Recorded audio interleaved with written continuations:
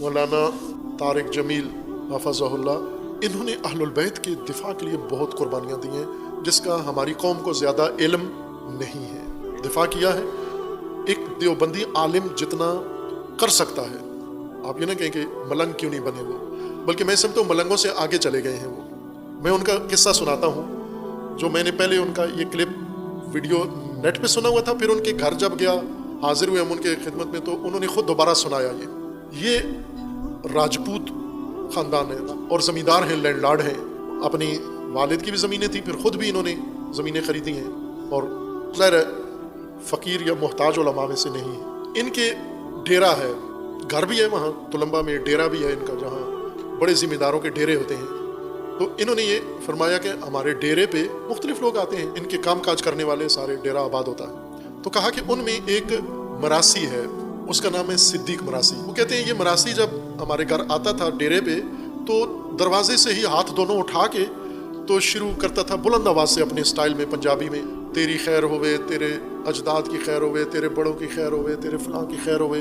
तो कहा मैं हैरान होता था कि ये हमारे घर से सिर्फ खाना खाता है, राशन लेता है, और हमारी 10 पुश्तों को ये याद करता है, एक एक का नाम लेके बड़े बड़े इज़्ज़त एहतराम के साथ, कि उसकी भी खैर हो, उसकी भी खैर हो, अपने तरीके से।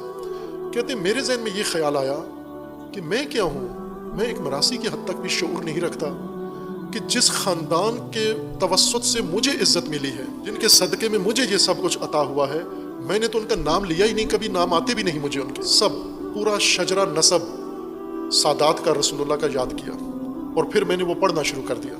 अपने मजालिस में जहाँ शुरू होता था तो अहलुल बैत का नाम लेते, पंजतन पाक का नाम लेते, आइमा का नाम लेते अदब के साथ, फिर रसूलुल्लाह, फिर उसके बाद आले रसूल के बाद अजदाद रसूल, और आखिर तक हज़रत आदम तक कहते थे। मैं ये जिक्र करता था, और तरीका मेरा वही था जो सिद्दीक मरासी का था। तो उन्होंने कहा कि एक दिन मैं एक इलाके में गया, वहाँ ये बात मैंने पढ़ी, मजलिस पढ़ी, तकरीर करके मैं आया नीचे, तो किसी और गाँव का एक बंदा मिलने के लिए बेताब था। उसने कहा कि मुझे ज़रूर मिलना है मौलाना साहब से, एक पैगाम उन्हें पहुंचाना है। तो कहा वो मेरे पास आया और मुझे आकर उसने पैगाम दिया।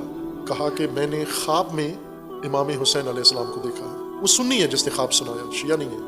इमाम हुसैन अलैहिस्सलाम ने मुझे कहा है कि तारिक जमील को जाकर कह दो कि हमने तुझे अपने ख़ानदान का सिद्दीक मरासी मान लिया है, कबूल कर लिया है तुझे, तेरा वही मकाम है हमारे, जो तेरे डेरे पे उसका है वही हमारे डेरे पे तेरी मान।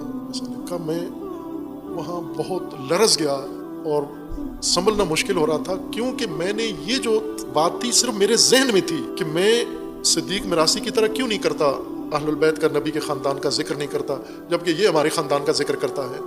ये मैंने किसी से कहा हुआ नहीं था ताकि उसने इस शख्स को बताया हो, ये तो सिर्फ मेरे जहन में थी ये बात। और फिर मैंने ये शुरू कर दी, और उसके बाद ये शख्स आके, तो उसके बाद कहा मैं बहुत रोया। और फिर उसके बाद वो छुपाते नहीं है, कहते हैं मैं इस पे फ़ख्र है मुझे कि मुझे अहलुल बैत ने अपना मरासी कबूल कर लिया, अपना जिक्र करने वाला कबूल कर लिया। खूब आप तवज्जो करेंगे, एक देवबंदी आलिम है, और फिर उन्होंने किया और डट के किया जिक्र अहलुल बैत। खूब ये एक बड़ा काम था उनका, और इसके फिर उन्हें भुगतना पड़ा, बहुत कुछ भुगतना पड़ा।